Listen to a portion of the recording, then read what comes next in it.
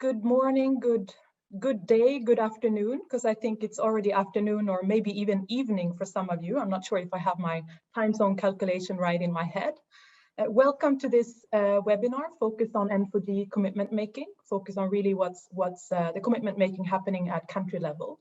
We're so delighted to see so many of you on the line already today, and I think more people are coming in as we speak. My name is Marie Durling. I'm a partnership officer at the WellFit program in the nutrition division, and I'll be moderating the session today. The session is mainly dedicated really to the questions that you have and the discussions you want to have related to country commitment making.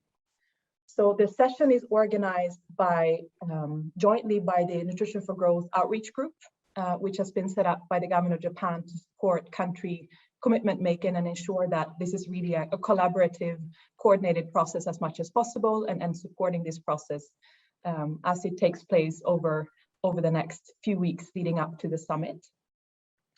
And this group is a number of actors coming together. It includes the Bill and Melinda Gates Foundation, FCDO, the Global Nutrition Report, the Sun Movement Secretariat, UNICEF, UN Nutrition, the World Bank, World Food Program, WHO, USAID, and also 1,000 Days on behalf of the civil society constituency.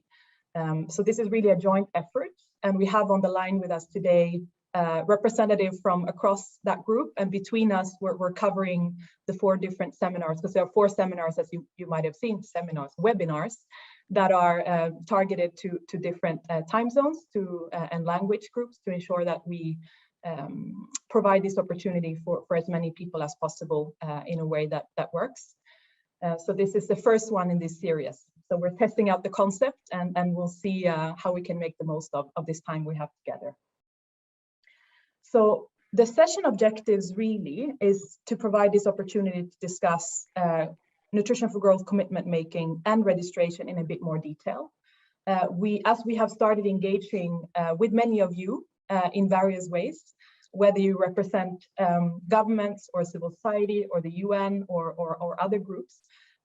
We've been receiving a lot of feedback and some questions regarding the more kind of detailed process and how it works, what's a smart commitment, how to register, how to use the platform, and other questions that might come up. And we really wanted to provide an opportunity to discuss this in a bit more detail. So that is really the main objective of today.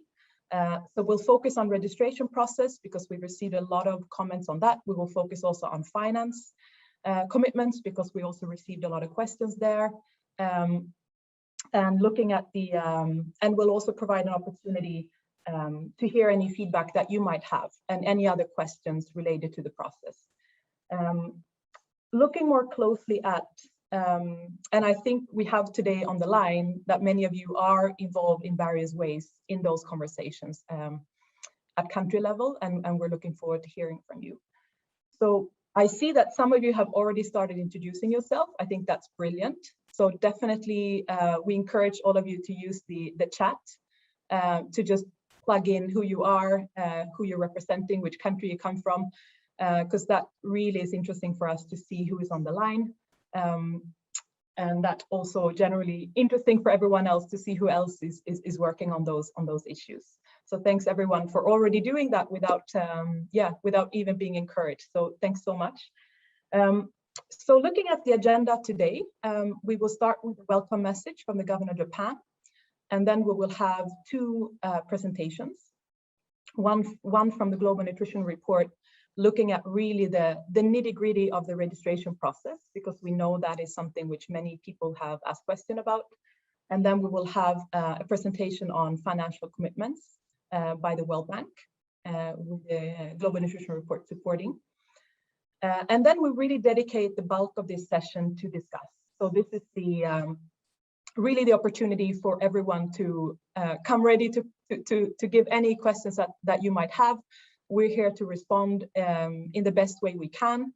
We have a Q&A function on the Zoom, which I think at this point, after a year and a half into the pandemic, we're all more or less familiar with using that function, but there is a chat function and there is a Q&A function. So we'll be able to use that. Of course, you'll also be very welcome to also actually seek out your questions so we can have a bit of a discussion. So both versions are good. So we'll dedicate a good kind of half an hour to that. And then we have towards the end, the Sun Movement coordinator, Gerda Verberg, will come in to give some closing remarks. So just a little bit of housekeeping before we get started. We have dedicated an hour, as I said, to the session, but if needed, we're happy to stay on for another half hour if there are more questions or comments or also areas that you might want to share. We're very welcome to, we're staying on the line if needed, but we thought let's keep it at 1 hour because we know already it's late in some parts of the world and people might have other things to go to, but we're happy to stay on the line if needed. And also, of course, the usual things, please stay on mute when you're not speaking, but that seems to be already working, so actually no need to even say that. And yeah, before coming in on the in the discussion part, please also introduce yourself when you're speaking, so we know where the question or comment is coming from. So I think we're ready to go with the first proper agenda point, which is this brief welcome message from the Governor of Japan. So we will listen to the welcome message. Thank you.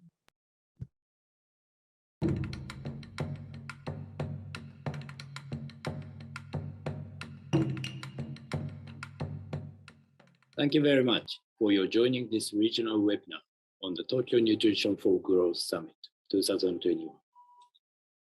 At the turning point towards the World Health Assembly nutrition targets in 2025 and the Sustainable Development Goals in 2030, the Tokyo N4G comes at a critical time. Following the UN Food Systems Summit, the Tokyo N4G will welcome nutrition-related commitments, including those linked to food, health, and social protection systems at the capstone moment in December 2021. The Tokyo N4G is a key opportunity to renew political momentum, mobilize additional funding, and accelerate action for ending all forms of malnutrition. I hope that the summit can help revitalize ownership of the nutrition agenda at the highest political level and be an occasion for renewed alignment between nutrition stakeholders at national level. This is an opportunity to bring nutrition stakeholders together to jointly review progress and bottlenecks on implementing national nutrition plans, as well as to identify areas where further action is needed. The Tokyo N4G Secretariat have provided a comprehensive commitment guide for all stakeholders. It gives you concrete guidance of how to develop a commitment. This is guided by the SMART criteria: specific, measurable, achievable, relevant, and time-bound. I hope this will be helpful to you to make your own commitment for better nutrition. Last but not least, I appreciate strong leadership of relevant partners and stakeholders, including donors, UN agencies, businesses, civil society, the Sun Movement, and the Global Nutrition Report to help other partners to make commitments so that Nutrition for the Growth be a truly successful event with maximum impact in order to improve global nutrition. I hope you all find this webinar productive and engaging. I look forward to welcoming you to the Tokyo N4G with your ambitious commitments to fight all forms of malnutrition. Thank you very much.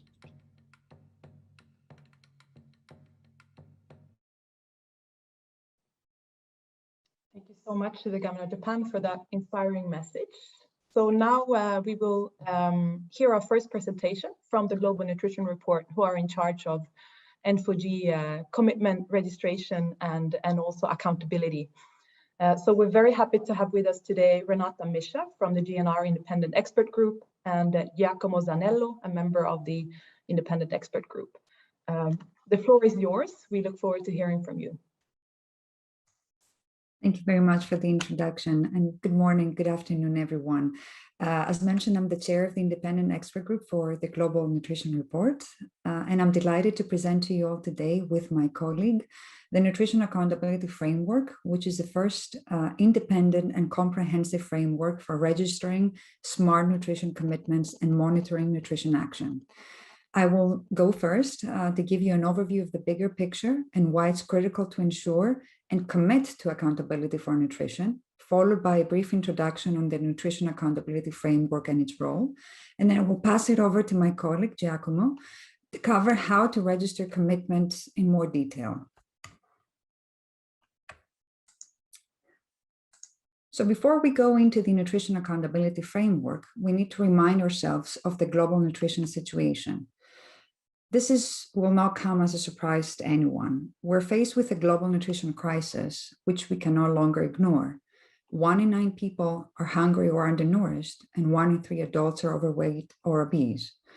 As a result of the pandemic, malnutrition and related deaths are projected to increase. Food insecurity has been exacerbated and will have a lasting impact on children and adults. We're also seeing the additional impacts of worsening climate change. The need for more equitable and sustainable systems has never been more urgent. So one of the key challenges in addressing this global crisis is the lack of accountability. Accountability, as we've defined it for our purposes, is the obligation of stakeholders to answer for their actions and to accept responsibility for them. Accountability ensures that actions, decisions, programs, and policies of stakeholders are implemented, they meet their stated objectives, and they also respond to the communities they aim to benefit. Lack of accountability is one of the reasons we aren't meeting any of the global targets. To give you an example, a first challenge is the formulation of the commitments. In past summits, we have received commitments or political statements, certainly made with good intent, but not possible to track or measure their impact, which means it's not possible to transform into measurable action. The Nutrition Accountability Framework addresses this challenge by providing clear guidance to formulate smart commitments. A second challenge is the reporting burden on commitment makers. We're very well aware of the current burden you all face, and we want to address that. Over time, we will leverage other reporting mechanisms to ensure that reporting on nutrition action is clear and as streamlined as possible. Stronger accountability will translate commitments into action and impact. So accountability is everyone's business, and by working on it together, we have the opportunity to improve it. The need to address accountability, of course, is not new. The GNR was born out of a commitment made in the first N4G Summit to drive forward global nutrition accountability. But given it was born after the summit and after commitments were made, it had not been possible at the time to introduce accountability guidance ahead of the summit and to help shape and formulate commitments. At this point, of course, I would like to give credit to the government of Japan, because this is the first time a government leader is stepping up and makes accountability a requirement. Government of Japan, as you've all heard, calls for strong commitments, smart commitments that will have an impact. For the first time, we have an emphasis on the quality of the commitments. Quantity alone is not a marker of success. So we want to see strong commitments translate into much needed impact. The support from the government of Japan and the nutrition community has led the IAG to develop a framework driven by excellence, a framework that is inclusive of all groups of stakeholders and across all geographies, highlights success stories, reflects best practice, and provides an equal opportunity for all stakeholders to be recognized for their actions. The GNR, through the work of the framework, comes to address this lack of comprehensive accountability for nutrition and to support the shared vision of tackling poor diets and malnutrition in all its forms. It can't happen without your collaboration and engagement, of course, and we wish to further build this framework that is independent, fair, and transparent, and that will provide you with the tools to make stronger nutrition commitments, so to better serve your needs. This means that we all need to work harder and in partnership, but given this global nutrition crisis we're faced with, it's a much needed investment. So this is our opportunity to change things. With the year of action, the Tokyo N4G Summit ahead of us, following the momentum created at the Food Systems Summit, this is our opportunity your opportunity to make strong nutrition commitments and drive nutrition action forward. And for this to be a real turning point for nutrition, we need to show that your commitments are not simply promises. So the Nutrition Accountability Framework will drive nutrition action and accelerate progress, and critically measure how commitments translate into impact. It is redefining how nutrition commitments should get tracked, and has created a common system, language, and principles to unify monitoring and accountability of nutrition action on a global scale. We are inviting all stakeholders around the world to make smart commitments to tackle poor diets and malnutrition in all its forms. Stakeholders are strongly encouraged to use this framework to register and report on their nutrition commitments. Stakeholders such as country governments, donors, including philanthropic organizations, civil society organizations, from global NGOs to local charities and community groups, multilateral organizations such as the UN and the World Bank, the private sector, including, of course, food and non-food businesses, academic and research institutions, as well as the general public or advocacy groups. So how does this framework work in practice? This visual shows you the full cycle of the Nutrition Accountability Framework, from commitment formulation to seeing impact and taking more action. Starting from the upper left corner, and I won't go into all of these details, of course, but just to give you a high-level overview, first, you develop your commitment, and this is why we're here today, to help you formulate smart nutrition commitments. You can then register your commitment using the online platform, and Giacomo will speak about the resources available to you to facilitate that process in a few minutes. Once you have registered your commitment, this is our turn to review how smart it is. We would follow a rigorous, transparent, and fair methodology to review each commitment and help improve it. Our objective is to work with you to fine-tune the level of detail provided to enable monitoring and annual reporting. No commitment will be made public before the Tokyo N4G Summit. Then it will be part of the compact, and we will then release it on the GNR website. On an annual basis, you will be required to report on your progress made towards your commitment using our online platform. We will then review the progress made, analyze, and report on it. The objective is to celebrate success, identify gaps in action, and share recommendations. Through that process, of course, you will receive recognition for all of your efforts, learn and further strengthen existing commitments, or make new commitments and take more action. So this is how the cycle then repeats itself, leading to more action and more commitments being made. So thank you for your attention so far. I will now hand it over to my colleague, Giacomo, who will show you how to register a commitment using our platform. Thank you, and over to you, Giacomo. Thank you, Renata. Good morning and good afternoon, everyone. My name is Giacomo Zanello. I'm a member of the GNR Independent Expert Group. In the next few minutes, I will show you a short video about how to access the platform and register your commitment. I will remind ourselves what we mean by smart nutrition commitment, providing you also a couple of examples. And finally, I will provide you a list of resources that are available to all of you on our website. Here we can see a short version of a demonstration that you can find in the GNR website that show you the different steps from the sign it up, sign in, and register a commitment using the platform. In order to access to the platform, you must first sign up for an account. From the Global Nutrition Report website, there is a section, the Nutrition Accountability Framework section, and then scroll until you see the two sign up and sign in buttons. The sign up button is where you can sign up for an account, and sign in is where you register your commitment. First, you sign up. What it is? It's a registration form where it will be asked details about the organization and contact details of an authorized representative.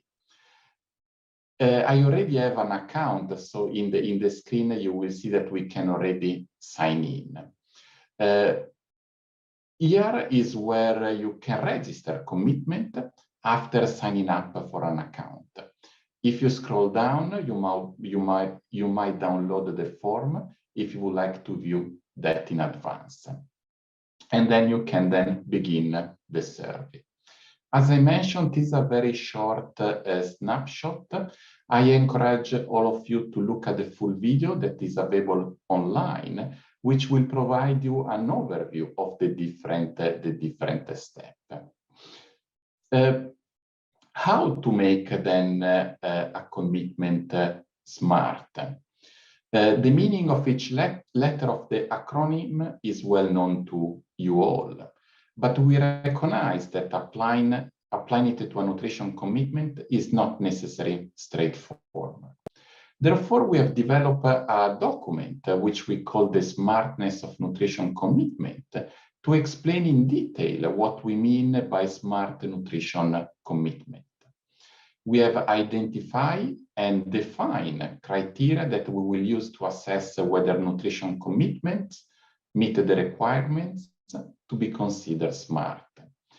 For example, starting from specific, we want to know who is accountable for the commitment, the number and description of the measurable goal that a commitment might have, the type of each goal. We have developed a nutrition action system to help you to determine the type of action you refer to.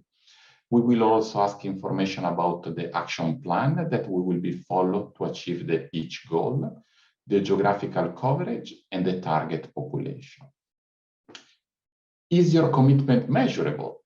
We would like to know the primary indicator, the baseline and end line with the milestone, and whether there is a monitoring evaluation plan in place or reporting mechanism. To determine if a commitment is achievable, have you estimated the total cost associated with the delivery and identify the financial resources to cover the cost? For references, we will look if the commitment, for relevance, we will look if the commitment is aligned with global nutrition targets on maternal, infant, and young child nutrition and diet-related non-communicable diseases. Additional requirements can be checked, for example, for the Tokyo N4G Summit. In addition to the smartness, commitment should align with national nutrition plans. And finally, we also look at the thematic area and the link with the COVID-19 response. Final component of the smartness is the time bound, in which we will want to know when the commitment starts and ends. Let me give you a couple of examples that show in practice a smart commitment and a non-smart commitment. The first one shows a non-smart commitment. It's not very specific. We only know who is making the commitment. We do not know anything about the goal, the action plan, and the geographical coverage. It's not really measurable. There are not indications on any indicator that is using to measure the progress of the commitment. Is not really achievable. There are not information on the cost related to the commitment. And is it that irrelevant? We do not have enough information to assess that. In general, it's a quite vague commitment, but it needs more ingredients to make sure that we understand, for example, that really is able to achieve what he aims to achieve. That malnutrition has many forms, we do not know what is trying to achieve. Who is targeted, for example, the target population is not explained, or the baseline for any target indicator. That provides us not indication on how to effectively track the commitment. The second example is an example of a smart commitment, a good example of it. Using the SMART criteria, we can see that is specific. We know who will be accountable. We know that there are two goals: reduce the prevalence of obesity in adults and reduce the prevalence of overweight in children under 5. We know how can be measured. There are indicators for both goals with baseline and targets. We know whether it's achievable, since we know the total cost associated with the commitment, and we know how much has been secured out of the total cost. All this not specified the relevance. We know that those targets, the target of reducing the prevalence of obesity in adults and reducing the prevalence in overweight in children, are global targets for overweight and obesity. And then it's time bound. We have a clearly defined period starting date and a date for both goals. We have used an example of reducing overweight and obesity, but is applicable to any commitment that targeting all forms of malnutrition or financial commitment. Using the Nutrition Accountability Framework registration form will support you in formulating a strong commitment. And the form is very much designed to support you designing and formulating smart commitment. I encourage you to have a look at the website. You will find more resources to read, additional guidance, and the FAQ that we update and as we receive more feedback. We will also provide you an example of 7 different commitments that can be downloaded. Those are examples, but you might get an idea of the level of details that we are looking for commitment, and that might help you to define and compile the form for your commitment. This is everything for me. Thank you very much for your attention. The slideshow will be shared with you, and you will be access to all the links. And we will look forward to any question you may have later. Thank you so much, Renata and Giacomo. This is super helpful presentation. And I see already that there are some questions that are starting to come in. As we will have one more presentation, I will ask you to hang on to your questions for just another few minutes, and then we will really launch into a full discussion mode. But please feel free to already now, as some of you have already done, starting to plug in questions into the Q&A box, because then our panel here can already start preparing to respond to those. So thank you so much. So we will now hear from Kyoko Okamura, nutrition specialist at the World Bank. She has, it's very, very early in the morning for her. So we're very, very thankful for her for getting up at 4 to be here to present to us today. Kyoko, you have the floor, looking into the financial commitments and for us to discuss that in a bit more detail. The floor is yours. Thank you. Thank you, Mary. Good morning, good afternoon, good evening, everyone. I had actually a really good discussion with our Indonesia team on this commitment making last night at 9 p.m. DC time. And I'm up here. I'm very committed to this commitment making process. So let me talk about briefly about the financial commitment and finance related policy commitments, because these are the things that come together when you work on different thematic areas. I will skip some of the points here because it has been covered by Renata. Just make 2 points that Tokyo N4G Summit will secure new and refreshed policy and financial commitments to tackle malnutrition in all its forms, because the previous summit's commitments were to expire in 2020, which was the original date for the summit. The other point is that the key focus of this summit's financial commitment is more effective and sustainable financing for nutrition. We must work together, and each of us has to really keep in mind that our work is towards realizing the mantra of more money for nutrition and more nutrition outcomes for the money spent. So what do we mean by that? The first half of the mantra is about more money for nutrition. Given the the precariousness of the current moment and the dire need for sustainable financing for nutrition, not to be again found left behind at the end of the SDG era, it is really critical to leverage additional resources from domestic budgets, donor partners, private investors, and innovative mechanisms and sources. And what are the key elements in this financing mantra?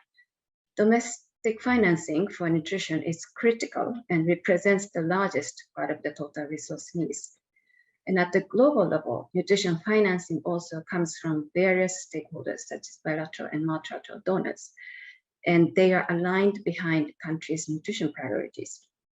And existing global catalytic financing mechanisms that contribute to nutrition, such as GFF, Power of Nutrition, Global Agriculture and Food Security Program, etc., can be strengthened to help improve the nutrition financing landscape. And new mechanisms need to be explored too, to increase and further leverage domestic and donor financing. The other half of the mantra is to make nutrition financing more effective, efficient, and sustainable. This requires strong focus on post-N4G actions on analytics, system building, and capacity strengthening for nutrition financing, and making both financiers and implementers accountable to the results through nutrition responsible public financial management. These are big words. How do we actually move towards that vision? Many countries already have a costed national nutrition plan, and some countries have moved on to develop subnational plans that are based on subnational data and evidence.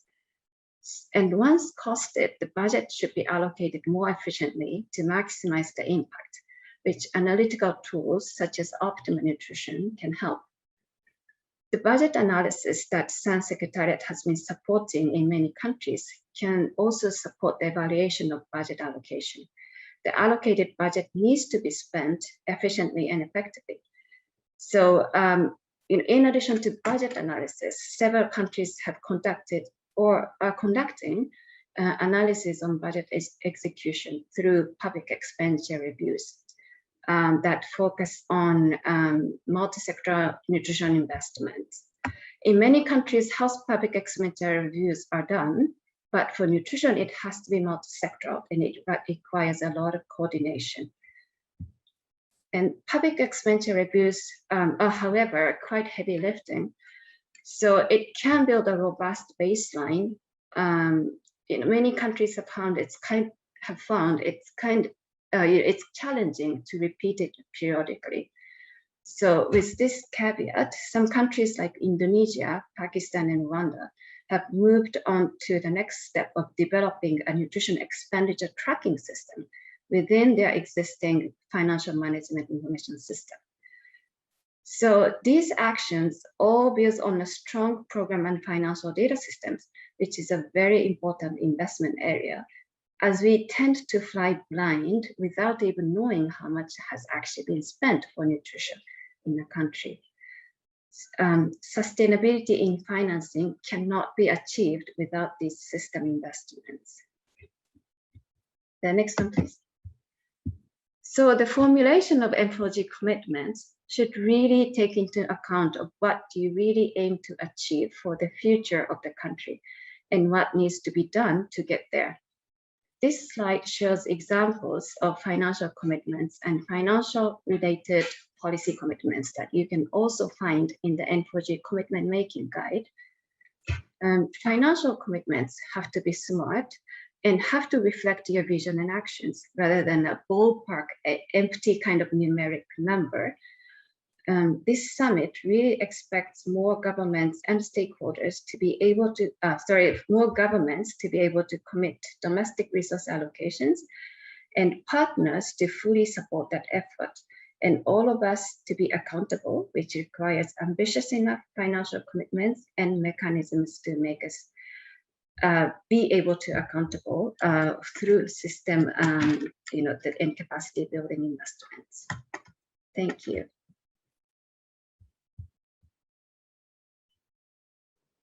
Thank you so much, Kyoko, for this super helpful presentation. That's very clear. And I'm sure that many of you might also have follow-up questions on the financial part. So now we will move into the discussion part of this webinar. And I see that many of you have already started pasting questions in the chat box. And I see that Charlotte from the Global Nutrition Report has already started responding.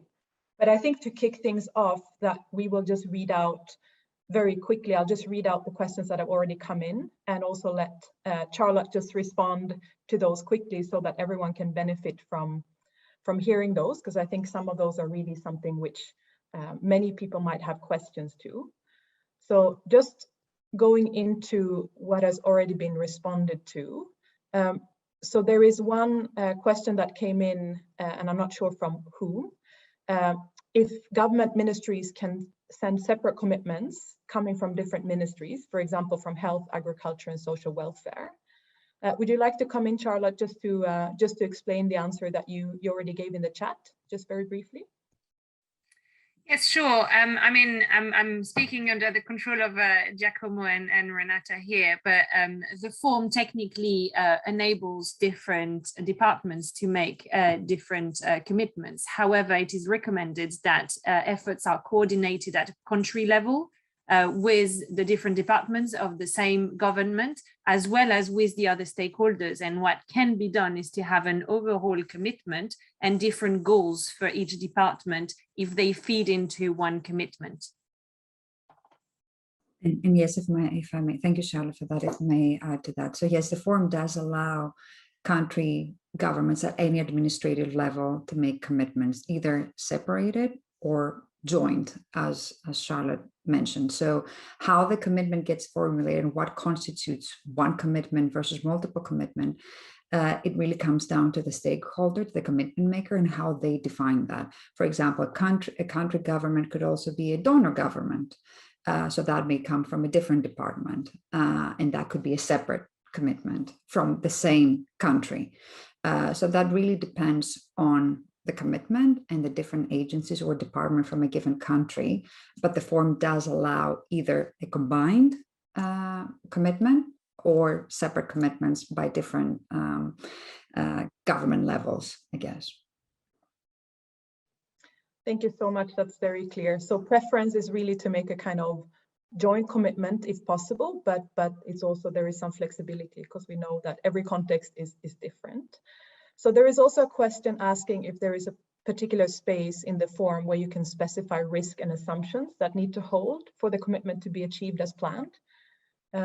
Charlotte, did you want to come in quickly on that one?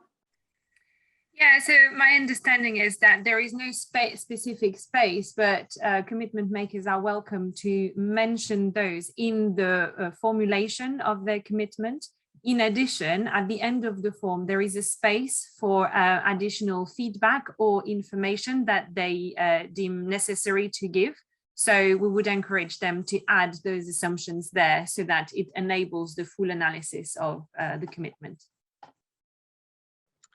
And then we have one question, which I think is very clear, but there might be others that need to hear that as well. So it's from the Sun Civil Society Alliance in Vietnam, saying that they submitted commitment already in June 2021, but haven't heard back yet from the GNR team. And essentially the GNR team is just saying that they will revert as soon as possible. So that is coming and that dialogue will be there. So that's well noted. If others have done similarly already submitted something, feel free to flag that as well. And I'm sure that the team can come in. Renata, please come in. Just to add to that, so that registration, I'm assuming that they've registered their commitment using the prior form, the Google form that was available online. We did email everybody over the summer. Hopefully you've received that email. If not, please let us know that once we've launched the new registration platform, which has now been launched, we will go through it, review it, and make sure that we convert it to the new form as much as we can. So we're currently doing that process for everybody that submitted a commitment using the past form, and we're identifying, I guess, either missing information. So we should be able to get back to you this month, I guess, with any additional clarifications that are missing, but we are converting into the new form before getting back to you so that we minimize any additional burden on your part.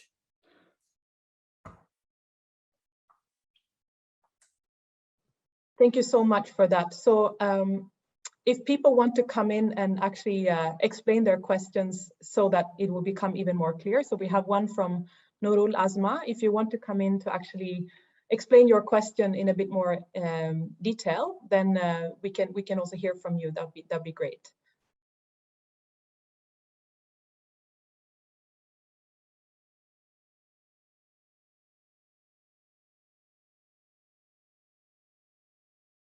Ah, okay. Okay, we actually don't. Okay, I didn't realize that there is no function for attendees to speak. So then that would be more complicated. So sorry for that. That was me not being clear on the technicalities of this. So I'm happy to read out the question. Sorry for that. So the questions is about if in a commitment, if there is a more than 5 additional stakeholders, what to do then? And then a question also, like some quite detailed questions about using the form, how that is working out, and also what the definition of programmatic is in the goal type. And wondering also about which part which will be reported and tracked in GNR. All parts of the commitment or just the goal and goal indicator. So very happy to hear, because that is quite technical. But at least the kind of big lines in that response, if colleagues from the GNR wants to come in. I think Sharon had covered that in great detail, but just to make some points in terms of well, first of all, congratulations if you have more than 5 stakeholders coming together to make a commitment. And then the online form, there's dependencies between the fields. In the PDF, of course, that's not visible, but once you do select a certain field, if something is not applicable, it will no longer appear when you go through the online process. So Charlotte has responded to each of the questions one by one. In terms of how to best define your goal, that really comes down to what this is for and meant to capture. There is guidance in the commitment making guide that was mentioned at the beginning, I guess, in terms of examples that can be used to help you identify whether it's policy or programmatic or impact commitment. And what we will be tracking, we'll be mainly tracking, of course, the indicator that is used to measure progress against, but also as a whole. We will have plans to announce on how exactly progress will be tracked and assessed, hopefully early next year. But whatever information is being collected right now ensures, 1, that the commitment is smart, and 2, that it can be tracked using the information and the indicators that you provide. Thank you. Thank you so much. That's very helpful. So we have questions coming in, which is excellent. So we have one question from Karima Al-Hada from Sun in Yemen. If there are specific thematic areas of commitments for countries in humanitarian and conflict settings. So Charlotte, I see you're already typing, but please come in and give that response orally. That would be excellent. Yes, sure. So at the moment, what happens is that the commitments will be assigned to the 5 thematic areas of the N4G Summit if the commitment maker links his commitment to the N4G Summit. So these are the thematic areas, the ones that we know: health, diet, resilience, accountability, and finance. However, if a commitment is really specifically in the setting of humanitarian and conflict-affected settings, it can be interesting to add that as a note in the additional space at the end of the form, because later on, when the IG makes a full analysis, they can use this information. And just to add to that, I guess, as part of specifying your goals and the target population, that should become evident what it is that this specific commitment aims to address and in which setting and for what population. So hopefully all that information will come up as you're completing the different fields. And then there are different ways that commitments can be analyzed and presented. Yes, for the N4G Summit, these are the thematic areas, but that doesn't mean that we'll disregard that information and wouldn't leverage to then further analyze, as say, commitments that are made in specific settings or for specific populations or even for specific forms of malnutrition separately. So the more information you provide, of course, the better it is. But that information specifically should ideally come up as part of defining each of the ingredients that Giacomo presented earlier. If anything else additional that you don't feel gets covered by any of those fields, then there's this blanket general kind of additional information field that allows you to provide any further information that you think is relevant and important for us to take into consideration. Thank you. Thank you, that's very helpful. And I think at an overarching level as well, I mean, of course, the kind of resilience thematic will be specifically, relevant for countries in fragile situations, conflict situations. But of course, it's also possible to kind of make other commitments looking at health or looking at food systems, for example. But then how they will be tracked and allocated is you just heard about that. But it's not limited to that, but it can also look into those other thematics. So we're also hearing another question regarding if the commitment registration form can be downloaded without signing up. So that's a relatively straightforward question. Over to you, colleagues. Yes, it is absolutely possible. You don't need to sign up for an account to access any of the resources that are available on the website. Great. So we have two financial questions here. One is from Nang Lianzar, if it is okay if financial commitments is overlapped from donors and implementing agencies at the same time. Okay, now that it disappeared as I was reading it. It went to the answered, I think. So that's one question. Gosh, it disappeared from my screen. Yeah. And then there is another question if that budget commitments are far below disbursement, what can be done to improve disbursement? So we might take two questions at the same time that relates to finance.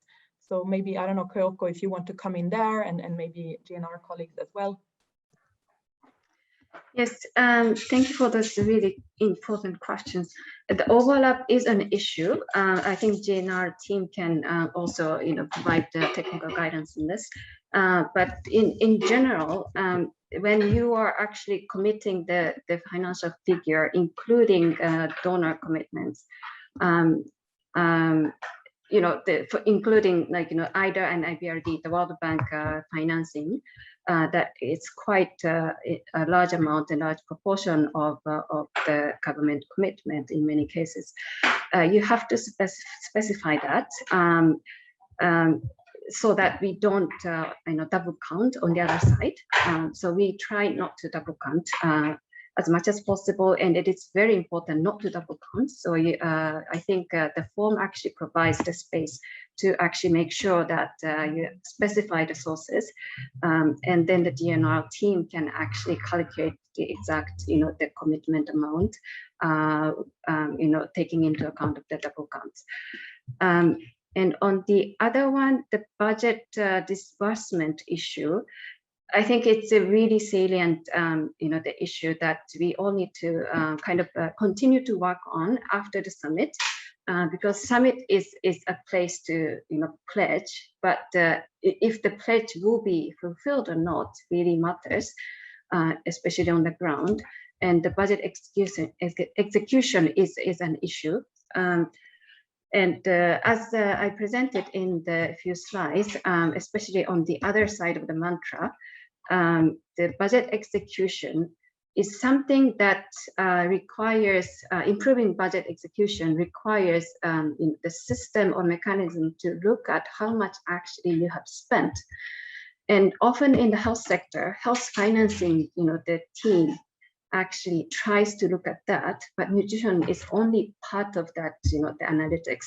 And what we are promoting here and encouraging, and we as stakeholders to be able to support would be to look at nutrition, spending through analytics, so that we know that how much has been spent or how much has not been spent, and where the bottlenecks are, so that the next cycle of budgeting process can improve that, and also improving the distribution of the budgets and spending, so that the results are maximized.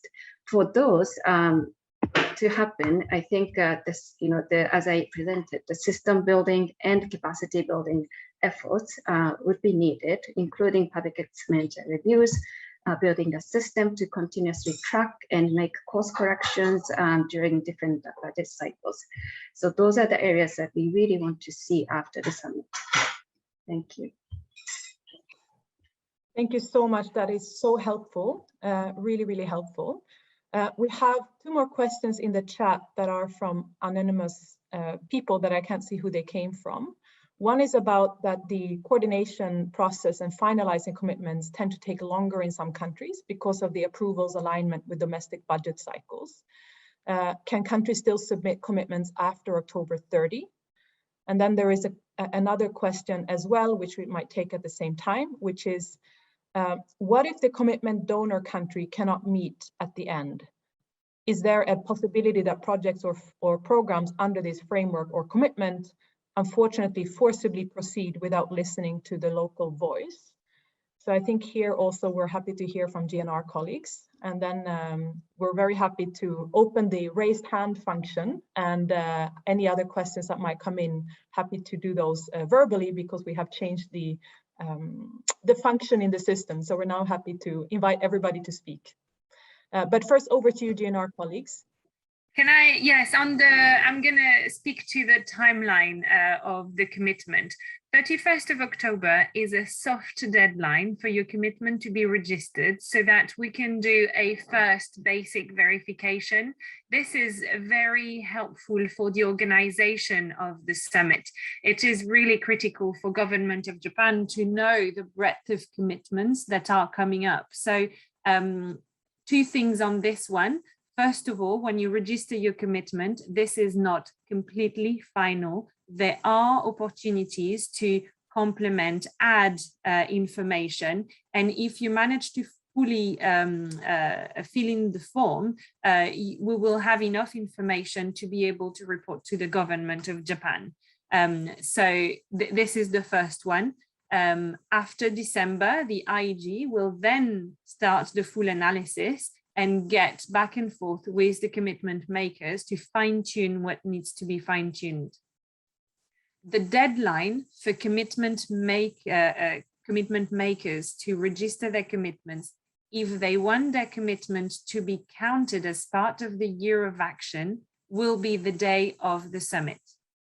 So this will be the final deadline. However, I would like to stress that the nutrition accountability framework goes beyond the nutrition for growth.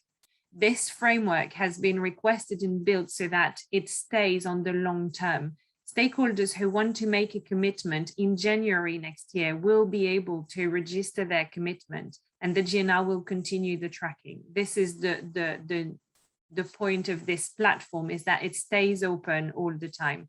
So this timeline that we're giving is a timeline for the commitments to be part of the year of action. So 31st of October is a soft deadline so that we can provide some form of analysis to the government of Japan.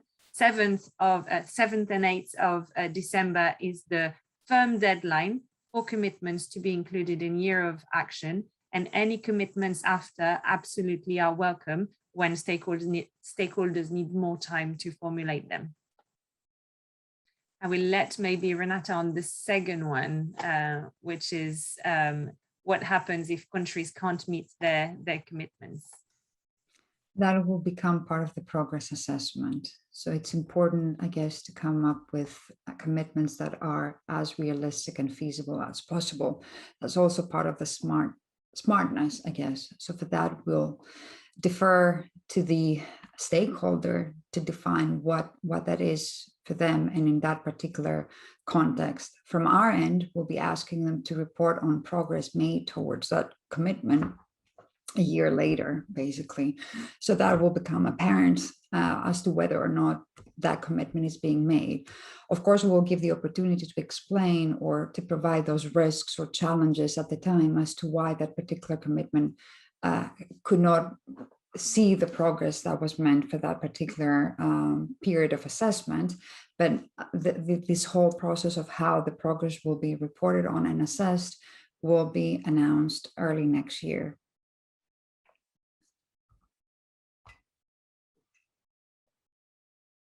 Thank you so much. That's super helpful. And since we have now activated, our IT support colleagues have activated the speaking function and the raise hand function that we missed to turn on before. If you want Danish, Isha Danish, if you're willing to take the floor and ask your question in person, that would be great. And then, because I think this is a question that many people are wondering about. Danish, the floor is yours.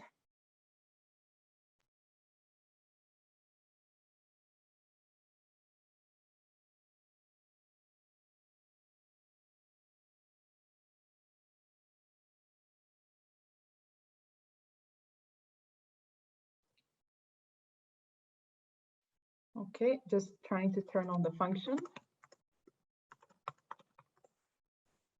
Oh, okay, I'm getting a message that, okay, Danish is raising his hand.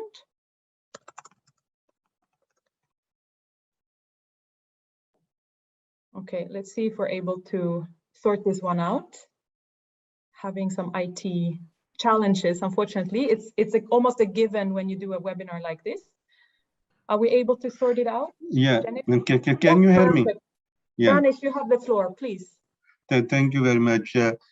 Actually, there is confusion around the UN Food System Commitment Registry and Nutrition Accountability Forum. Some countries already submitted food-related commitments through UN Food System Registry, and they assume they are not required to submit their commitments again through this GNR mechanism. So could you actually put light on this, and what is the requirement for that? Should countries resubmit their commitment? The short answer is yes, because for the N4G Summit specifically, and for the Nutrition Accountability Framework,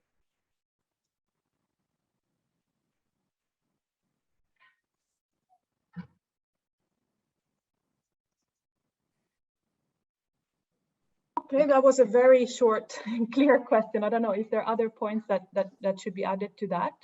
No, it looks like Renata is frozen, but yes, the short answer is yes, please. It is necessary to register twice because the Nutrition Accountability Framework is built to then provide tracking of those commitments. So the ambition here is to make sure that all the registration and of the nutrition commitments is centralized through the Nutrition Accountability Framework, and we will leverage existing mechanisms. But yes, please register with the NAF. Renata, I see you're back. You froze. I don't know what happened there, so I'm not sure. I guess you did answer the question. So the short answer is yes, further because of the requirements in terms of the smartness and the criteria that have been introduced, and that the NAF is an accountability framework that, yes, also supports the registration of the commitments, but that's what it's core in the NAF that will allow us to track and report on progress using very specific criteria. The registry for the UNFSS also captures any commitment that is made as part of that food system summit that is currently a registry and not necessarily an accountability function for nutrition commitments specifically, which is what the NAF comes to address. So for nutrition commitments, the recommendation is to register through the NAF as well, to ensure that they are included in the year of action in the N4G, and that they also meet the requirements for smartness. Renata, an additional supplementary question. Actually, we have noted that the thematic consultations and government procedures are taking too much time to finalize commitments. So can you extend this soft deadline, which is 30th October?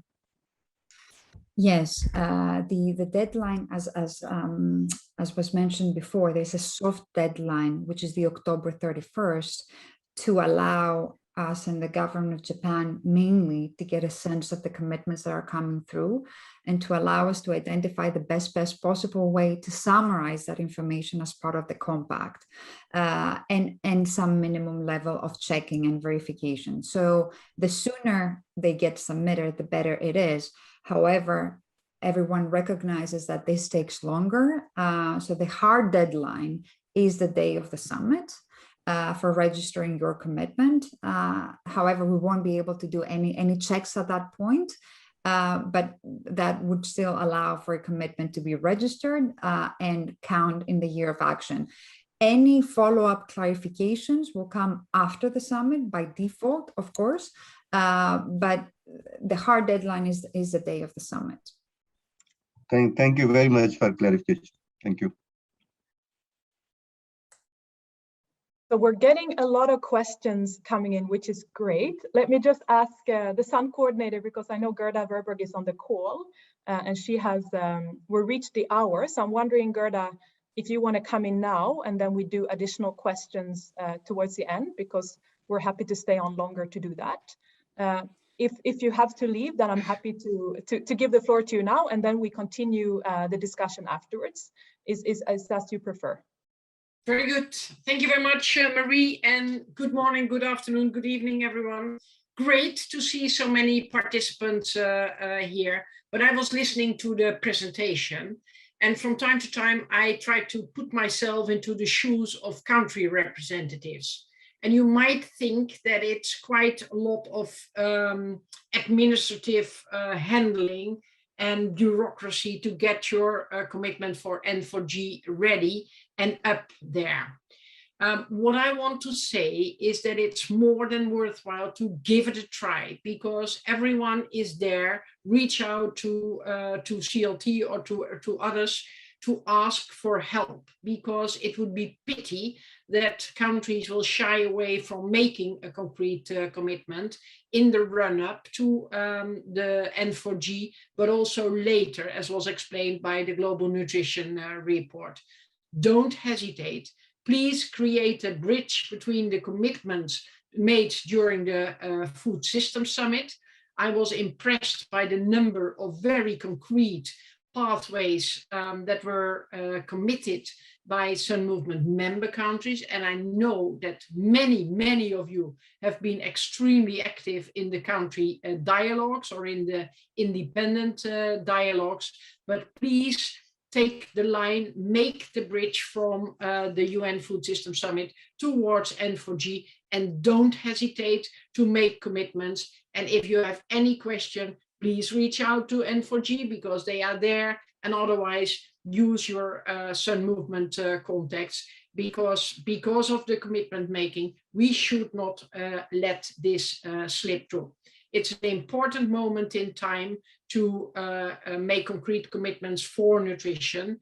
And there is a lot of competition for the budget available and for the opportunities available, because the challenges are many, but let's work hand in hand, shoulder to shoulder, to get as many clear commitments up before and after the Nutrition for Growth Summit, but preferably before, because then we will do everything to make your government shine in Japan on the 7th and the 8th. Thanks for having me. I will continue to listen in and then indeed slip out at a certain moment. Thank you, Marie. Back to you. Thank you so much, Gerda. That's so inspiring and reminding us again of what should be at the focus for this discussion if we become too technical sometimes. So that is excellent. So we've had a few more questions that came in, and since we now have the voice function enabled, I'm wondering, there was a question from I cannot see the name, but around identifying commitment areas. If you want to take the floor to ask that yourself, please raise your hand, and then we're happy to have a conversation around it.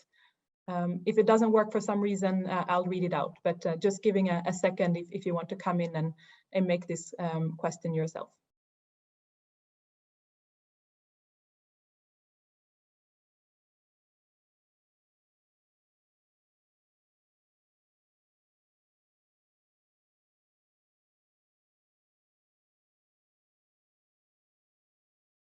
Okay, I'm not seeing any raised hands, so I'll just read it out quickly because I think this is a set of really relevant questions. So the question is around, first, do we have to identify commitments per thematic area? Can our commitments be initial only for the meantime? And also finally, and then submit final commitments by next year. So it's two questions. So do we have to identify commitments per thematic areas, and can commitments be first initial now and then be final next year? So Charlotte or other colleagues, if you want to come in on that one, that would be great.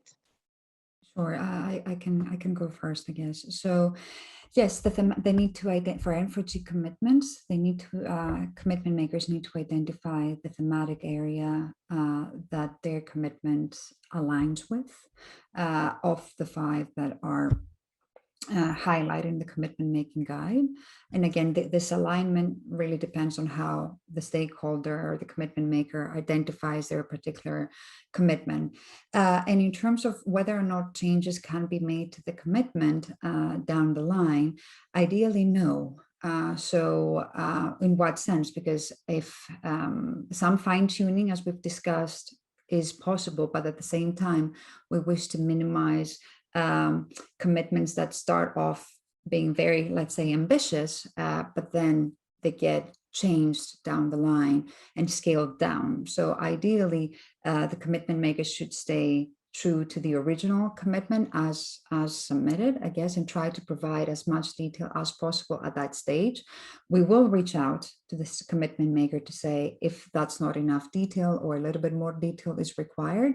Hopefully the form will provide you with all the guidance you need. So the more information you provide right now, the better it is, of course. But if information is missing, it's possible to provide it at a later stage, yes, but without changing the intent of the commitment, I guess. If for example, somebody commits $100 million and then they said, no, it's $20 million for whatever reason. So that's a change in the commitment and the intent, which it's quite different than fine-tuning the level of detail. For example, I don't have all the details related to that particular indicator, and I can provide it later on, if that helps answer the question. Thank you so much. That's very helpful. So we have a question also from Ian Russell. Would you like to come in and ask your question yourself and explain it a little bit more? If so, please raise your hand and you'll be given the floor.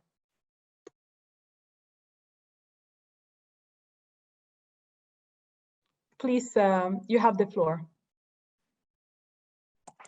Thank you very much, Marie. So this is Ian Russell from FAO in Cambodia.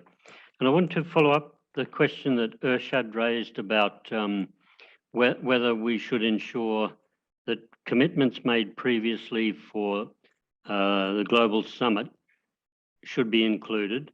And in particular, I want to ask whether commitments that we have under our GAP, our Global Action Plan for Wasting, whether these should also be included. Because initially we were told, or someone advised us not to duplicate them. But I think that might be a mistake when I listen to the purpose for this.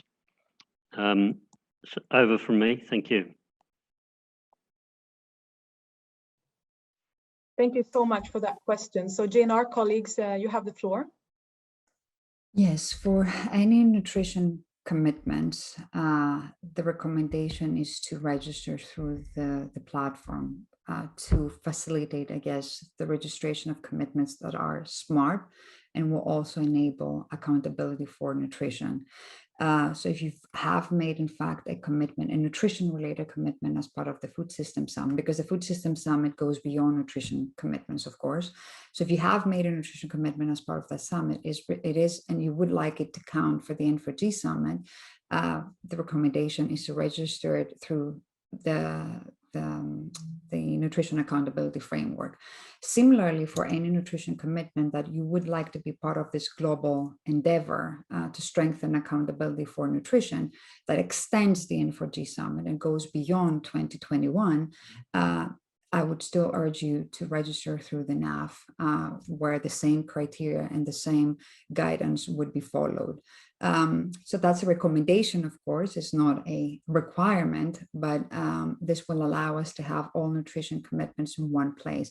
Over time, the goal of the NAF is to minimize this reporting burden and need, but it will take time. So please bear with us as we're trying to minimize the reporting burden and reporting fatigue across different mechanisms. In the meantime, and specifically for the N4G Summit, please go through the NAF to register your commitment, because smartness is a requirement for that summit. Thank you so much for that helpful response. So we have a question from Minarto NS regarding budgets and loans. If you'd like to read out your question in person, please do raise your hand. Oh no, I'm raising my hand myself. That was not my...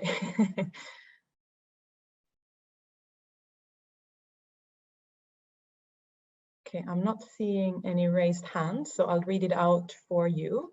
So what do we do with a budget that comes from loans? Should we consider this a government commitment or a bank commitment? So I don't know, Kyoko, if you want to come in first, and then maybe GNR colleagues as well. Yes, thank you. We have discussed this internally as well.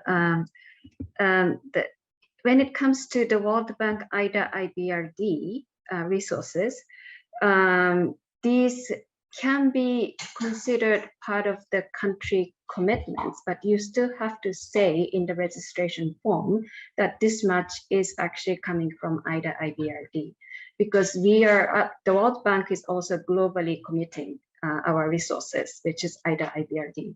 So it will be double count. So it has to be specified clearly in the statement of the commitment. And I think it's quite important that to include that, IDA IBRD as part of the country commitment, because the governments are committing to pay back from their domestic revenue later on, the long time, after this, the commitment. But still, it is a commitment that government will pay back. So this is quite significant. In some countries, we have noticed that when they, this shift from IDA to IBRD or shift from grant to IDA, the nutrition is often considered too soft for borrowing. So then those countries fall through the cracks without having enough resources. When they had many grants, they were able to support the programs.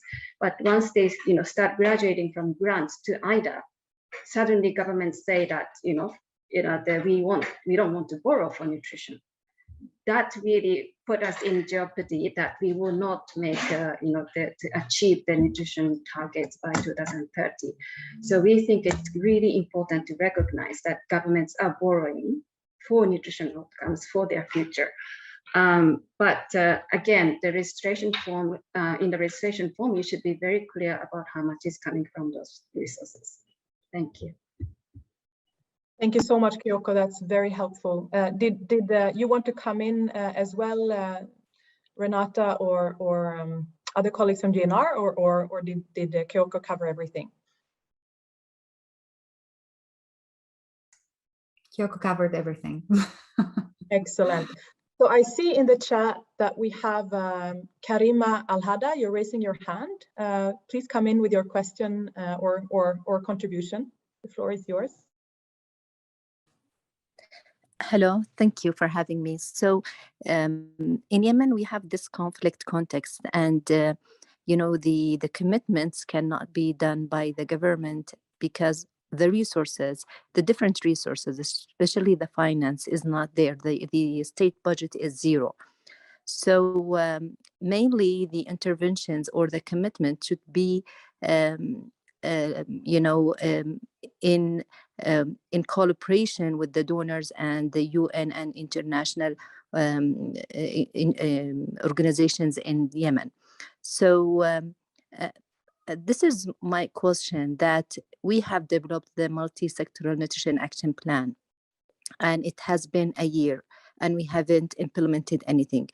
And it was our Nutrition for Growth commitment in 2013. This was the Yemen's commitment, and we have fulfilled this, and we developed the multi-sector plan.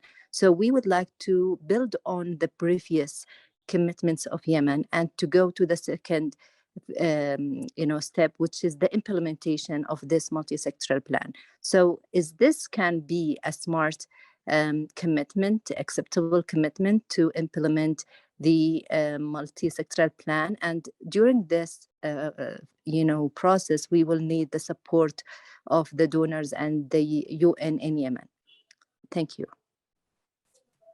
Thank you so much, Karima, for that question. So both regarding whether implementing the multi-sectoral nutrition plan can be a smart commitment, and also regarding the involvement of donors and UN partners in that commitment. GNR colleagues, would you like to respond to this? Sure, yes. So of course, any type of implementing a given action would qualify as a commitment, of course. If the costs aren't secured to facilitate or to allow the implementation of that commitment as of right now, that would still be okay, because in some cases it's not possible to have that in place as you're registering your commitment, or you haven't fully estimated the amount that is required, or you don't even wish to disclose that amount for whatever reason. But we need to ensure that that commitment is realistic. So we would really defer to you to determine whether or not that's a realistic commitment, and of course work with whichever agencies or donors are required to allow you to gather the resources that are required. So the form, again, does allow you to provide that information or as much information as you've got right now. So hopefully this facilitates the recording of the commitment and also answers your question. But if you would like more information, please let us know and we can come back to you. Thank you so much, Renata, for that response. So there is a possibility of also having this follow-up conversation with the colleagues at GNR and the independent expert group. So it's good now that you know their faces. So definitely take advantage of that opportunity. So I see, Safina, that you've raised your hand in the chat. Would you like to come in to make a question or comment? The floor is yours. Thank you. Yes, this is Safina from Sri Lanka. I just want to build on what the colleague from Yemen raised. Although Sri Lanka is not in like emergency in the war state, still COVID-19 disrupted the whole health system, including health financing, right? So the country's debt, which was quite high before COVID, is now 115% of GDP, because country gets loan to procure vaccine, and then the management of that debt is quite expensive. So it is much more than all allocation in social sector.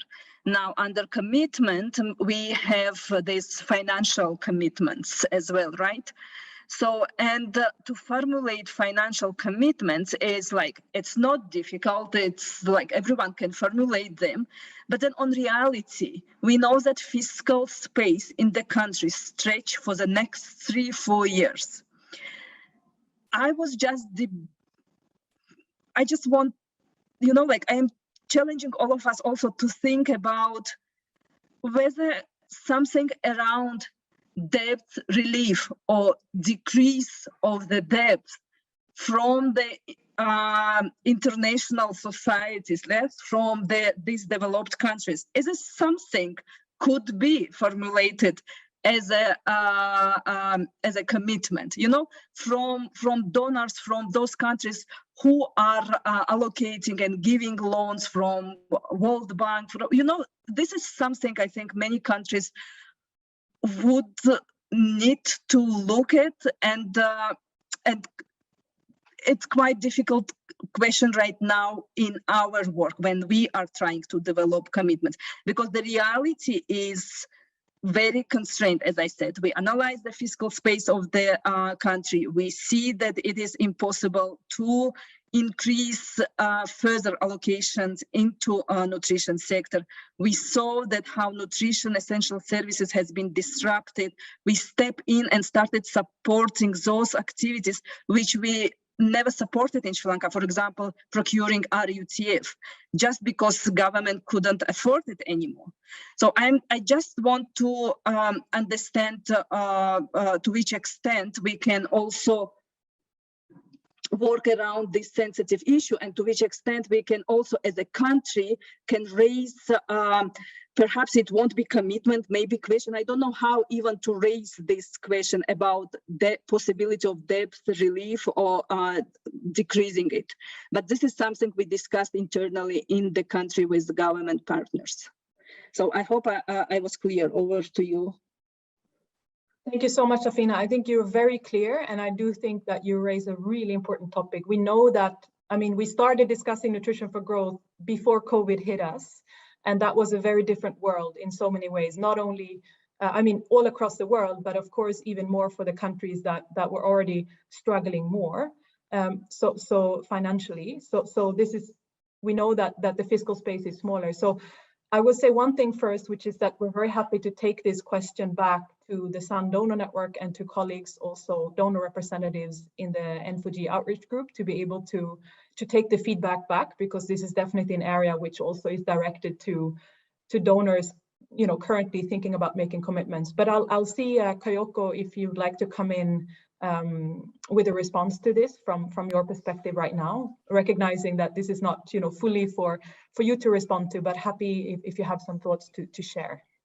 Right. Okay. Thank you. This is really, you know, just my thoughts, and these things, debt suspension, debt relief, you know, issues are discussed really at the highest level. So I can't really, you know, make myself, you know, in a spot to actually answer your question. But what I understand is that at this point of time, debt suspension could be possible, but debt relief from the World Bank side has to really, you know, be at the top, in highest level decision. And I do understand so many of those countries actually have constraints. But what is really important is, with those, even with those challenges, some countries actually have managed to maintain the budget for nutrition. Especially linking with, for example, human capital, you know, agenda, that country needs investment in people when it's the country is facing the most difficult time. Then either IBRD resources are available for, with the really concessional, you know, the conditions. So I think, these debates really have to happen. We would have really hoped to see that happening. When the COVID started, we were very worried at the global level that everybody was rushing for vaccines and, the supplying medical, the equipment, etc. And social protection sector was really, really gearing up the cash, transfer, etc. without nutrition conditions. And nutrition was kind of a refugee in between. So it was not discussed very thoroughly at the table of COVID response. And it will come later as a burden for the country's system and country's human capital. So I think this debate has to be reactivated, re-energized, and it has to reach the highest level possible, taking the opportunity of this summit. So that's what I can say at the moment. Thanks. Thank you, Kyoko. That's very helpful, and also worth repeating that we will really save. I mean, all of the questions that have been made and all the points that have been made, we will also feed back that to the N4G outreach group. We'll feed it back to also the wider constituencies supporting this, so that also this is flagged and kind of acted on and responded to as much as possible. So we also have a question from, a second question from Nurul Asma from Indonesia. Would you like to come in to raise that question personally? If so, please do raise your hand. Please, you have the floor. Hi, thank you so much. So I was wondering about the commitment that we have made before in 2013 and 2015. We know that the NAF is quite new, right, this year. So if we are going to make a commitment that was an update from 2013 or 2015, for example, is that mean that the commitment in the previous year going to be quote unquote deleted, and then the one that is going to be tracked and reported to GNR is the one that we are going to make this year in 2021? Thank you. It's a very good question, because as you've seen, the GNR encourages the strengthening and the learning through the cycle of the process. So for transparency and accountability, it would not be a good practice to delete any previous commitment. So past commitment will continue to be tracked through the Nutrition for Growth commitment tracker. As you say, the Nutrition Accountability Framework is a new process. So we will continue the two processes alongside until the Nutrition for Growth past commitment through the tracker, we finish the tracking of those, and we can completely take over with the Nutrition Accountability Framework. So any new commitment, as well as strengthened commitment from past commitment, should be registered through the Nutrition Accountability Framework. So can I follow up on that question? Mm-hmm. Yes, please sure. go ahead. Thank you. So for example, our commitment was to increase a certain amount, for example. And then this year, our commitment was is kind of going to be changed into at least the same amount is going to be kept and continue into the year after. So that's kind of contradicting from the commitment that we have made before. So does that mean, I guess, we shouldn't submit that commitment this year, and instead, I guess, as a kind of evaluation for the previous commitment? Thank you. I think it would be best if you would send us your commitment, and then we can directly respond to that so that we can visualize this and see exactly what the question is. But as in principle, I guess, if it's your past commitment would come to an end, let's say in 2020, then that's done. And if you would like to carry on that particular commitment, re-energizing it, putting it again in motion, let's say, and committing the same amount for another period of time, let's say, that would constitute a strengthened commitment. So your past commitment would have its own time frame for completion and for achievement. So if that falls within that original time frame, then that's part of the past commitment. And the new commitment is what would follow, either strengthened or completely new. But in any case, if you feel that that doesn't really answer your question, I would recommend email to us directly what the new commitment or the strengthened commitment you're considering looks like, and then we can take it from there. Thank you so much for this. And I see that we've reached the time, the hour. It's 12 o'clock now here where I am. So that means that, and I know many of you might have other meetings to go to as well. We're so delighted really for this conversation, to see all the questions coming in, the discussion, and really, really relevant questions. So we will have to close the call now in a few minutes. I'd like to flag just that my colleague Marta has pasted into the chat key resources that will be useful. Many of you have seen them before, but just for ease of reference, they're there also in the chat box. If you have additional questions now, please do paste them into the chat, also indicating your email addresses, and we'll be very happy to follow up directly over email with additional questions and answers. And then, of course, it's also the possibility, if time zones allow, to jump on, for example, the afternoon webinar that is taking place in a few hours. So that is also an opportunity. We're available, the N4G outreach group, to continue to have a dialogue with all of you on this. It's not the end line. This webinar is just a starting point to really have this dialogue with you. So you know now some of the faces, some of the people to ask.